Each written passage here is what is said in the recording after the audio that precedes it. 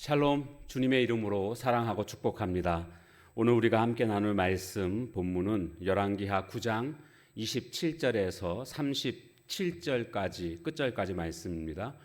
유다의 왕 아하시아가 이를 보고 정원의 정자길로 도망하니 예후가 그 뒤를 쫓아가며 이르되 그도 병거 가운데서 죽이라 하매 이블루암 가까운 구루 비탈에서 치니 그가 무기토까지 도망하여 거기서 죽은지라.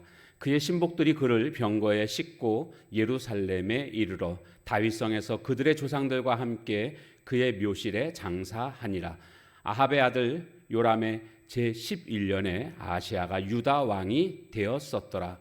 예후가 이스라엘에 오니 이세벨이 듣고 눈을 그리고 머리를 꾸미고 창에서 바라보다가 예후가 문에 들어오매 이르되 주인을 죽인 너 시므리여 평안하냐 하니 예후가 얼굴을 들어 창을 향하고 이르되 내 편이 될 자가 누구냐 하니 두어 내시가 예후를 내다 보는지라. 이르되 그를 내려 던지라 하니 내려 던짐에 그의 피가 담과 말에게 튀더라. 예후가 그의 시체를 밟으니라. 예후가 들어가서 먹고 마시고 이르되 가서 이 저주받은 여자를 찾아 장사하라. 그는 왕의 딸이니라 하매 가서 장사하려 한즉 그 두골과 발과 그의 손 외에는 찾지 못한지라. 돌아와서 전하니 예후가 이르되 이는 여호와께서 그 종 디셉 사람 엘리야를 통하여 말씀하신 바라. 이르시기를 이스라엘 토지에서 개들이 이세벨의 살을 먹을지라. 그 시체가 이스라엘 토지에서 거름같이 밭에 있으리니 이것이 이세벨이라고 가리켜 말하지 못하게 되리라 하셨느니라 하였더라. 아멘.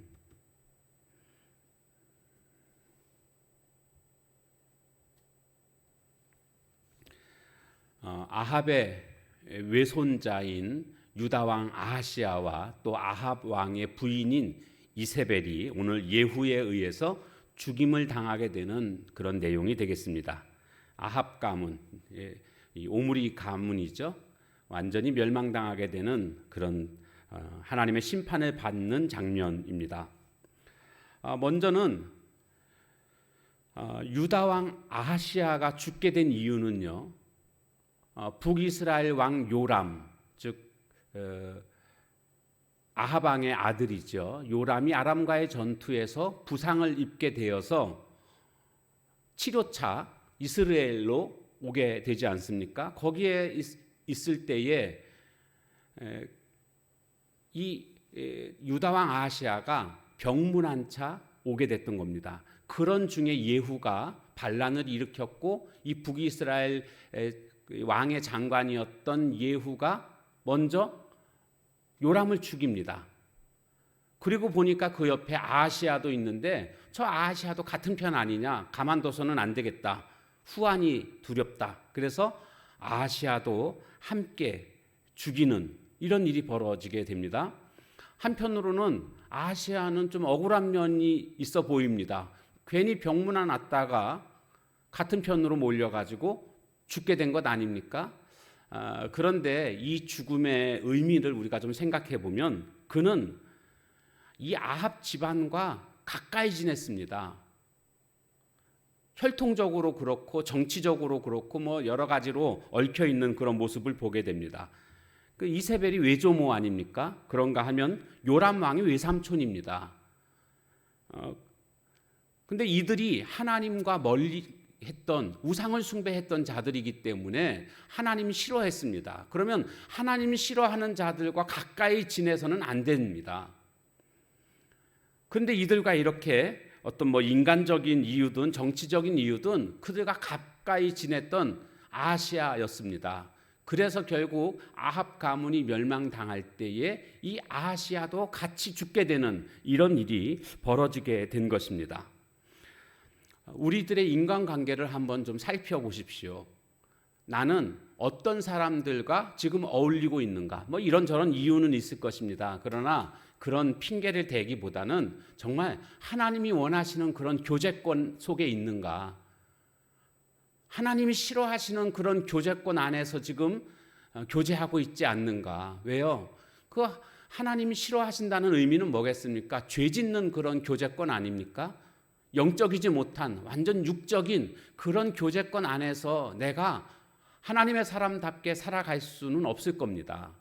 그러니까 오늘 내가 가까이 해야 할 사람과 멀리 해야 할 사람들이 어떤 사람들인가를 잘 구별하고 하나님이 원하시는 사람들과 함께 할 줄 아는 자가 되어야 하겠습니다. 그러니까 우리들의 교제권이 하나님 중심이냐 사람 중심이냐 이것을 잘 판단하고 하나님 중심으로 교제권을 형성해야 합니다.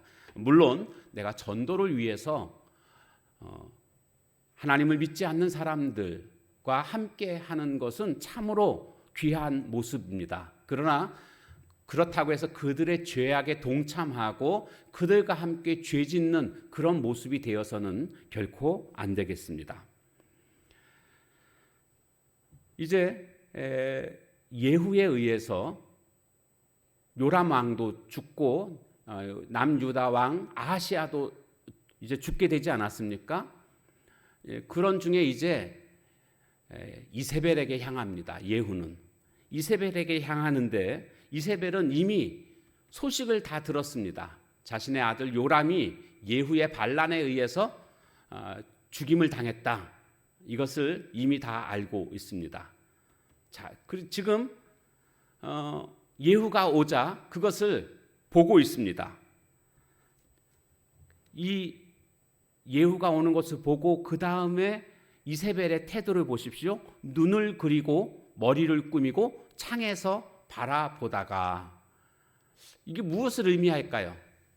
지금 반란이 일어나서 자기가 지금 위태로운 상황 아닙니까? 죽임을 당할 수밖에 없는 그 상황 아닙니까? 그런데 눈을 그리고 머리를 꾸몄다라는 것은 마지막 죽는 순간까지 자존심을 내가 지키겠다. 이런 행동이라고 볼 수가 있겠습니다. 자, 이때에 예후가 와서는 이렇게 말합니다. 예후에게 먼저 이세벨이 이런 얘기를 하죠. 주인을 죽인 너 시므리여. 주인이라는 것은 요람이 왕이니까 요람을 죽인 너 시므리여. 너 예후여 그러지 않고 너 시므리여 평안하냐 이렇게 말합니다. 시므리가 어떤 자입니까? 반란을 통해서 바사 왕조를 멸망시킨 그런 시므리인데 이 시므리가요 왕이 된 지 일주일 만에 오므리가 반란을 일으킴으로 말미암아 자기 왕궁 요새에 들어가서 포위되니까 불지르고 그냥 자살한 왕 아닙니까? 그러니까 지금 이 예후를 향해서 너 반란 일으켰지? 너 시므리처럼 될 거야 라는 저주의 말입니다. 시므리여 너 평안하냐? 그러니까 지금 예후를 시므리와 동일시하고 있는 그런 저주의 말인 것을 알 수가 있습니다. 그러자 예후가 창문을 향해서 이렇게 얘기합니다. 내 편 될 사람 있으면 누구냐? 나와봐라. 그렇게 하니까 여기 두어 넷이가 예후를 내다봅니다. 우리는 당신 편입니다. 그런 뜻이죠. 두어 사람이라는 것은 이제 두세 사람을 뜻하는 것이죠. 그러자 그들에게 말합니다. 예후가 그 이세벨을 바깥으로 내던져라. 그러니까 그 말을 듣자마자 내던집니다. 그러니까 떨어져 죽었죠. 그 피가 담과 말에게 튀더라. 예후가 그의 시체를 밟으니라. 아주 처참한 그런 이세벨의 모습을 보게 됩니다. 우리는 여기서 권력 무상을 우리는 발견하게 됩니다. 이세벨의 그 권력이라는 것은 대단하지 않았습니까? 그런데 지금 반란이 일어나니까 힘이 약해진 겁니다. 그러자 그 옆에서 그를 보살피던 내시가 이세벨을 보호해 주는 게 아니고 예후의 말을 듣고 이세벨을 죽이는 그런 모습으로 변했습니다. 그러니까 이 권력을 가지고 있을 때는요, 주변에 사람들이 많이 있습니다. 그런데 권력이 사라지니까 이처럼 사람들이 다 떠나게 되는 모습을 보게 됩니다. 옛말에 그런 말이 있습니다. 정승집 개가 죽으면 많은 사람들이 몰려오지만 정승이 죽게 되면 그 장례식에 사람들이 한 사람도 오지 않는다고요. 권력이 떠났거든요. 그렇기 때문에 그 집에 갈 필요가 없다라는 겁니다. 그러니까 사람들은요, 권력에 의해서 모였다. 권력이 없으면 다 흩어지는 이게 바로 이제 이세벨에게 나타나고 있는 그런 권력 무상의 모습을 보게 됩니다. 나에게 조그만 권력이라도 있을 때 그거 가지고 막 위세 떨고 그거 가지고 힘자랑하고 이런 모습이 되어서는 안 되겠습니다. 그 영원하지 않습니다. 영원한 것은요 오직 하나님 한 분밖에 없습니다. 그분만이 우리의 영혼부터 영혼까지 함께 해주시는 그런 분이십니다. 세상의 것 다 사라질 것들 붙잡고 살아가는 어리석은 자가 돼서는 안 되겠습니다.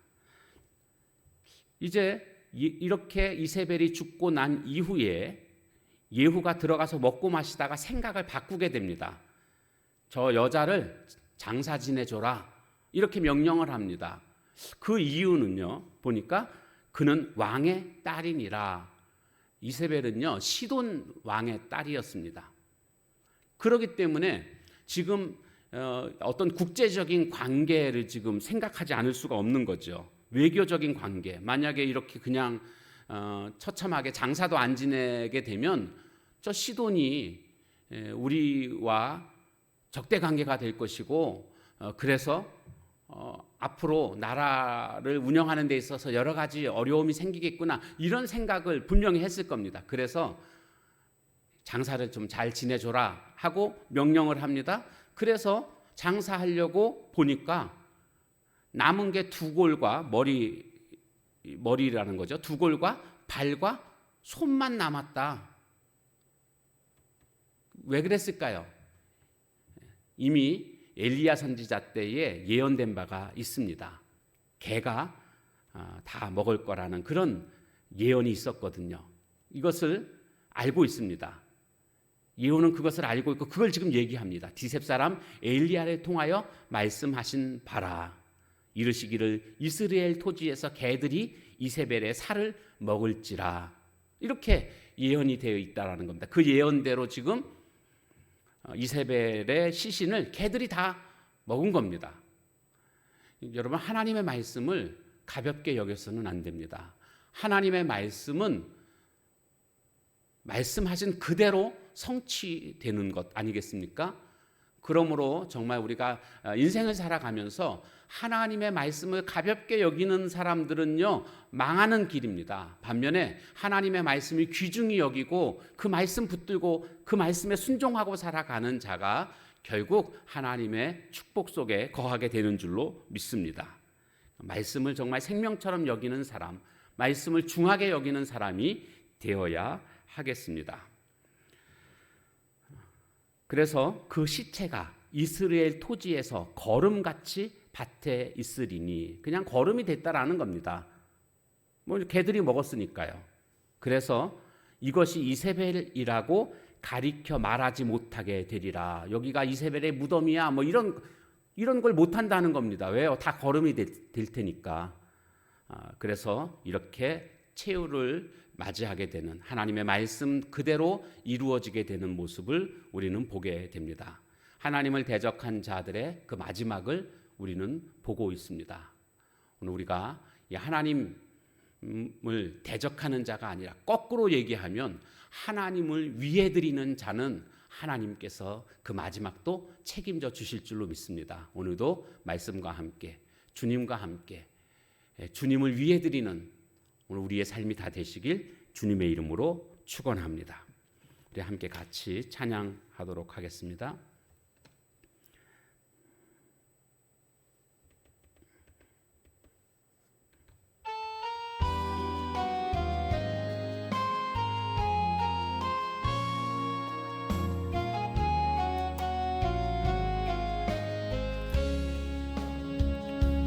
주께 힘을 얻고 그 마음에 시온의 대로가 있는 그대는 하나님의 축복의 사람이죠. 주님 그대를 너무 기뻐하시죠. 주의 집에 거하기를 사모하고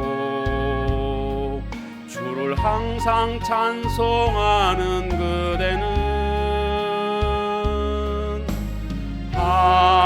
하나님의 축복의 사람이죠. 주님 그대를 너무 사랑하시죠. 그대 섬김은 아름다운 찬송, 그대 헌신은 향기로운 기도.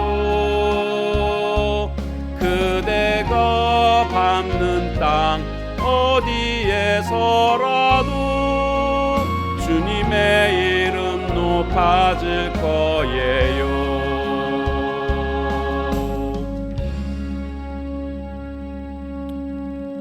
기도하겠습니다.